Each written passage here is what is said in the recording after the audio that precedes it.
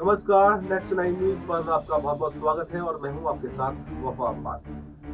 RSS प्रमुख मोहन भागवत ने हाल ही में देश में मंदिर मस्जिद विवादों पर चिंता जताई थी। इसके कुछ ही दिन बाद आरएसएस से जुड़ी एक पत्रिका ऑर्गेनाइजर ने अपने नए अंक में एक संपादकीय छापा है।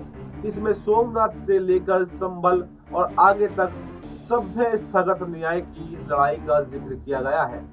पत्रिका का मानना है कि इतिहास की सच्चाई जानना जरूरी है। संपादकीय में डॉक्टर भीमराव अंबेडकर के अपमान पर भी चर्चा की गई है। इसमें कहा गया है कि ऐतिहासिक रिकॉर्ड ये बताते हैं कि कांग्रेस ने संविधान की मसौदा समिति के अध्यक्ष के साथ में कैसा व्यवहार किया था।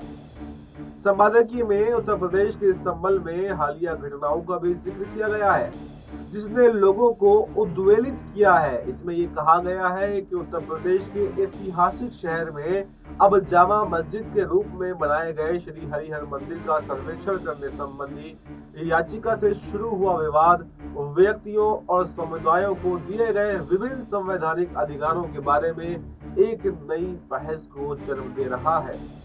ऑर्गेनाइजर के संपादक प्रफुल्ल केतकर की ओर से लिखे गए संपादकीय में कहा गया है कि धर्मनिरपेक्षतावादी चश्मे से बहस को हिंदू मुस्लिम प्रश्न तक सीमित करने के बजाय हमें सच्चे इतिहास पर आधारित सभ्य स्थगत न्याय पाने के लिए एक विवेकपूर्ण और समावेशी बहस की आवश्यकता है, जिसमें समाज के सभी वर्ग शामिल हो सके। इसमें कहा गया है कि सोमनाथ से लेकर संभल और उससे परे भी ऐतिहासिक सत्य जानने की ये लड़ाई धार्मिक वर्चस्व की लड़ाई नहीं है, ये हिंदू लोकाचार के खिलाफ है।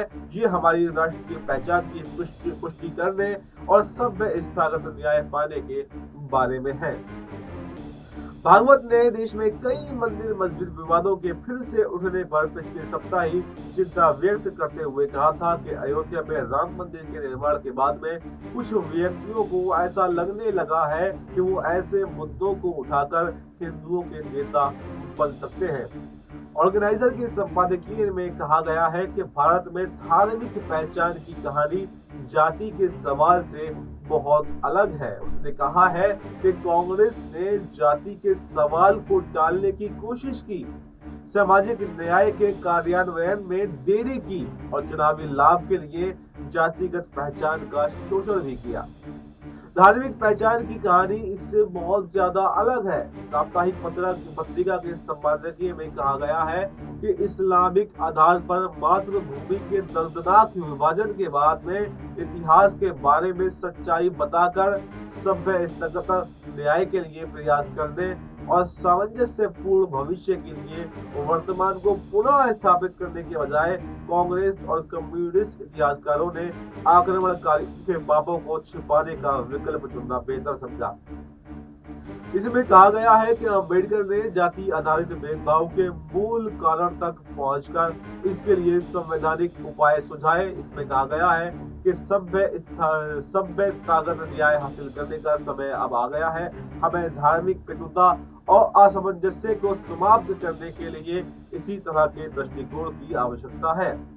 संपादकीय में यह भी कहा गया है कि इतिहास की सच्चाई को स्वीकार करने और भारतीय मुसलमानों को आस्था पर हमला करने के अपराधियों से अलग करने का ये दृष्टिकोण और सभ्य स्थगत न्याय की तलाश करना शांति और सद्भाव को लेकर एक आशा प्रदान करता है। इसमें यह भी कहा गया है कि न्याय तक पहुंच और सत्य जानने के अधिकार को सिर्फ इसलिए नकारना कट्टरपंथ और शत्रुता को बढ़ावा देगा कि कुछ उपनिवेशवादी अभिजात वर्ग और छद्म बुद्धिजीवी फर्जी धर्मनिरपेक्षता का इस्तेमाल करना जारी रखना चाहते हैं।